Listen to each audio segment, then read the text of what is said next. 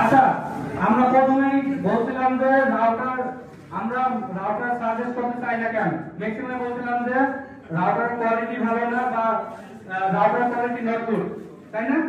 আচ্ছা, বাজারে যে রাউটারগুলো আছে তার সাথে আমারটা দেওয়া আছে ওটা দেওয়া বাজার মার্কেট অন্যান্য রাউটার আছে হোম চিপসেট, আমারটা দেওয়া আছে ইন্টারনাল চিপসেট, অন্যান্যটা আছে যে র্যাম বেশি, তারপর স্পিডের 10 MB বেশি প্লাস 2 কিলোভোল্ট থান্ডারবোল্ট দেওয়া আছে। তা অন্যান্য ডিভাইসের সাথে আমার ডিভাইস ভালো না খারাপ? ভালো। আচ্ছা, সার্ভিসের জন্য আমরা আরেকটা ইস্যু সার্ভিস, অন্য জায়গাতে মিনিমাম 10 দিন সময় লাগে,